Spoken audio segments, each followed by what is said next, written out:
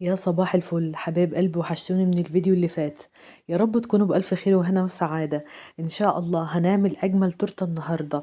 أنا بقول أجمل تورتة لأنها ما أخدتش مني لا وقت ولا مجهود، لا في عمايلها ولا في تزيينها. وطبعا احنا عاملين الكيكة بتاعتنا دي من الفيديو السابق اللي قبل ده، وكمان نزلت معاكم كتير على القناة. وطبعا هسيب لكم الطريقة في صندوق الوصف إن شاء الله علشان خاطر مطولش عليكم الفيديو. طريقتها سهلة وبسيطة جدا جدا، وفي نفس الوقت النتيجة رهيبة. طبعا أنا عملت معاكم تورت كتير على القناة، بس التورتة دي بتاعت النهاردة سهلة جدا وبسيطة لكل المبتدئين، لكل اللي بيفشلوا في عمايل التورت ومش بتطلع معاهم مظبوطة.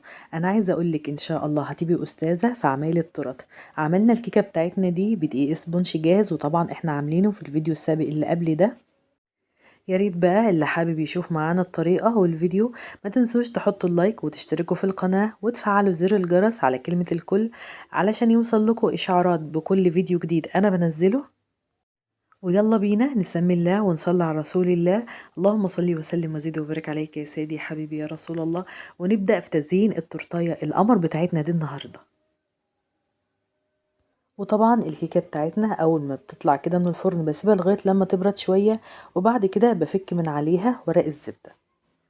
وبالنسبة للكيك أنا عاملاها بالدقيق الاسبونج الجاهز، دقيق الشوكولاتة. وأنا عاملة الكيكة بتاعتنا دي من امبارح وهزينها النهاردة.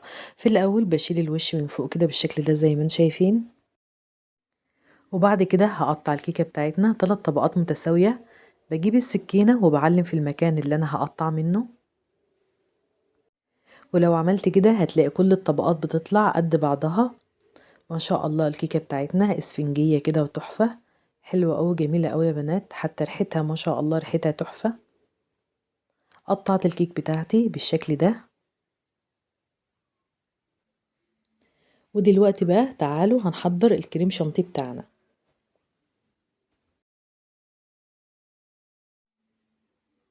هجيب عندي هنا كوبايتين من الكريم شانتيه الخام، كوبايتين من حجم الكوباية اللي حجمها 250 ملي، هيديكي ربع كيلو من الكريم شانتيه الخام. انا بستخدم كريم شانتيه المتحدة، وبجيبه من عند الراجل اللي بيبيع مستلزمات الحلواني. عندي هنا كوبايتين من الكريم شانتيه الخام، وعندي هنا كمان كوباية من السكر البودر، وعندي هنا كمان كوبايتين من المية الساقعة المتلجة. وزي ما انتم شايفين كده يا حبايب قلبي المية فيها قطع صغيرة كده من التلج. وانا طبعا الكوباية اللي انا بعاير بيها هي اللي انا بعاير بيها كل المقادير بتاعتي. هجيب بقى بولة عندي كده وانزل فيها بكل المقادير بتاعتي، وبعد كده هجيب المضرب الكهربائي وهبتدي ان انا اضرب كل المكونات مع بعضها كويس. يبقى دلوقتي عندي كوبايتين من الكريم شانتيه الخام، هضيف عليهم كوباية من السكر البودر، وهضيف عليهم كمان كوبايتين من المية الساقعة المتلجة.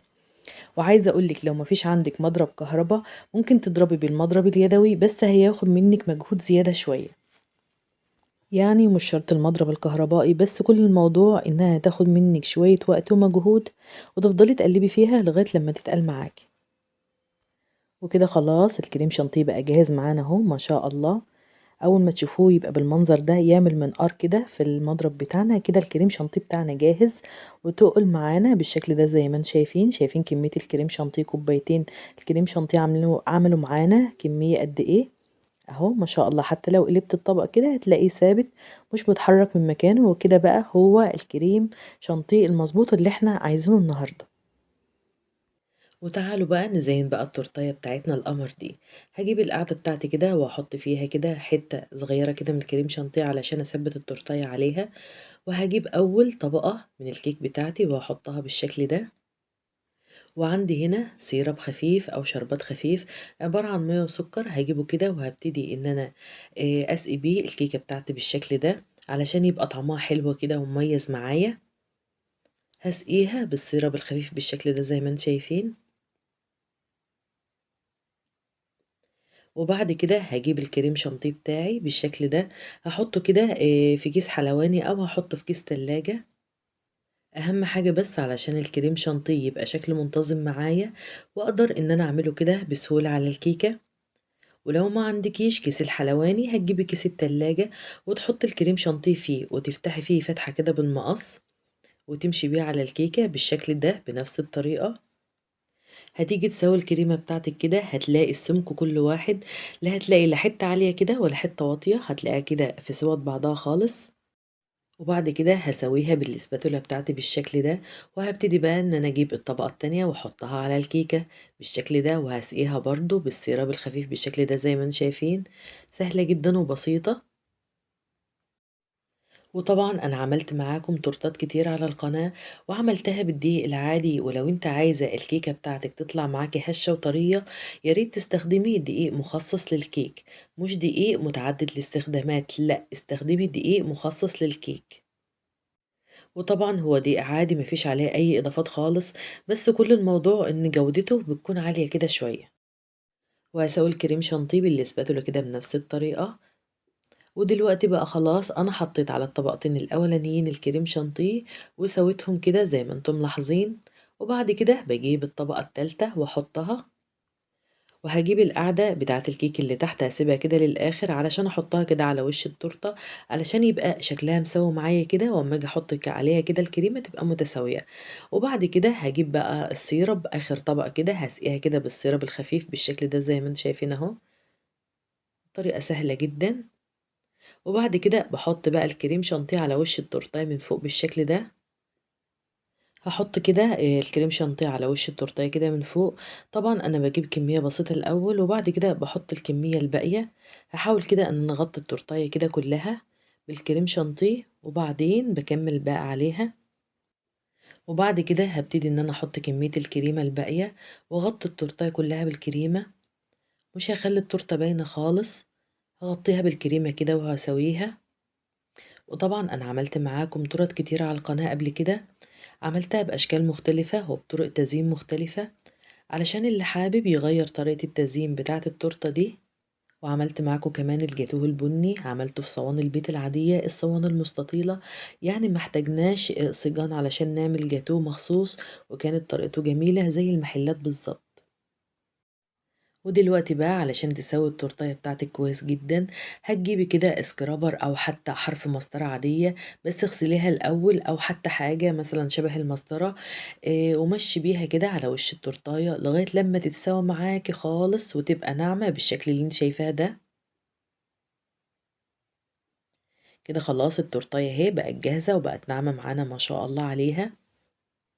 وبعد ما بنسوي التورتة ممكن اركنها كده في التلاجة على ما احضر طبقة الشوكولاتة اللي انا هحطها على الوش. هجيب باكو من الشوكولاتة دي، شوكولاتة مطبخ، شوكولاتة مطبخ سما. معروفة يا جماعة، بتتباع عند اي حد بيبيع مستحضرات الحلواني. انا مش هاخدها كلها، انا هاخد نصها بس. طبعًا دي شوكولاتة مطبخ عادية، أنا هاحتاج نُصّها بس. أنا حطيت عليها 3 معالق كبار من اللبن، ومعلقة كبيرة من الزيت، وهاسيّحها على حمام بخار لغاية لمّا ساحت معايا وبقت معايا بالشكل ده. طبعًا أهم حاجة إن أنتِ توصّليها إنها تبقى سايلة، علشان لمّا تيجي تصُبّيها على التورتة تسيل بسهولة على التورتة، وتبقى معاكِ بالشكل اللي أنتِ شايفاه ده، وتبقى سهلة معانا في التوزيع.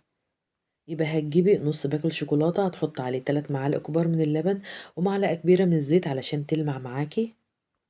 وهو ده قوام الشوكولاتة المضبوط. ودلوقتي بقى أنا نزلت بالجناش بتاع الشوكولاتة على التورتة، وطبعًا أنا عايزاه يكون سايل علشان ينزل على التورتة بسهولة. شايفين الجناش سايح على وش التورتة إزاي؟ دلوقتي بقى أنا هاسوي الجناش بسرعة جدًا قبل ما ينشف مني، هاسويه بسرعة جدًا بالشكل ده. هتسويه على وش التورتة، مش شرط ان انتي تنعميها قوي، اهم حاجة ان انتي تسويه. وده شكل الجناش بعد ما سويته على وش التورتة. نشف معايا ولونه بقى اغمق اول ما بينشف. ودلوقتي بقى هجيب بسكوت الاوريو ده. انا هحتاج كده باكوين من بسكوت الاوريو، وهجيبهم مطحنهم كده زي ما انتم شايفين. ممكن تحطيهم في كيس وتطحنيهم بايد الهون، او اطحنيهم في الكبة. دلوقتي بقى انا هجيب الاوريو بعد ما طحنته واحط كده على حرف التورته بتاعتي بالشكل ده زي ما انتم شايفين. هغلف بقى احراف التورته ببسكوت الاوريو بالشكل ده. هيلزق معايا بسهوله جدا علشان التورته عليها كريمه. حتى اللي بينزل ده يا بنات لميه تاني وارجعي الزقيه، هيلزق معاكي ويبقى شكله في منتهى الجمال. وبعد بقى ما عملت التورته كلها ببسكوت الاوريو بالشكل ده، ما سبتش كده ولا حته فيها الا ما عملتها. هجيب بقى الكريمه الباقيه معايا، وهبتدي ان انا اعمل روزيتات على التورته من فوق كده. حطيت الكريمة في الكيس وهبتدي ان انا اضغط 3 ضغطات ورا بعض كده علشان تديني شكل الوردة دي. شايفين؟ بضغط 3 ضغطات بالظبط كده هيديني الشكل اللي انت شايفاه ده. وطبعا زي ما قلتلك ممكن تعمليها بأي شكل انت حباه، مش شرط الشكل اللي انا وريتهولكوا ده. اي حاجة انت حابة تزوقي بيها زوقي. طبعا الحاجات دي موجودة عند اي حد بيبيع مستلزمات حلواني.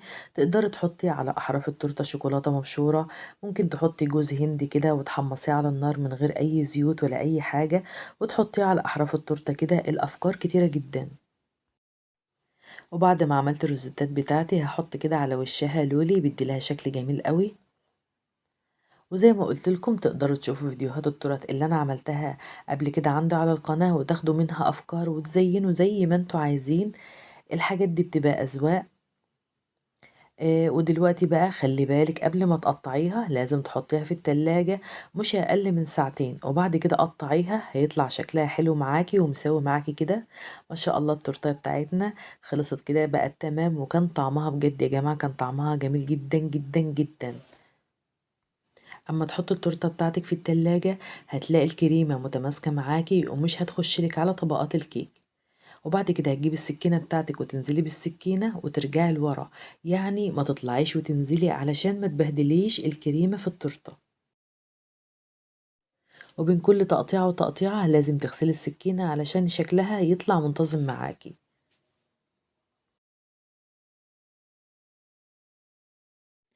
ما شاء الله الكيكة طالعة هشة وجميلة معانا، والتزيين بتاعها تحفة وبسيط جدا، اي ست بيت ممكن تعمله بكل سهولة.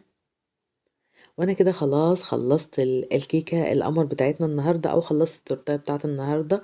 تورتة الشوكولاتة بمقادير سهلة وبسيطة جدا. يا رب يا رب وصفة النهاردة تكون عجبتكم وتكونوا استفدتوا مني ولو بمعلومة بسيطة. يا ريت بقى اللي لسه ما اشتركش عندي في القناة يدخل بسرعة بسرعة عشان يشترك ويفعل زر الجرس على الكل علشان يوصل لكل جديد انا بنزله. واستودعكم الله الذي لا تضيع ودائعه، والسلام عليكم ورحمة الله وبركاته.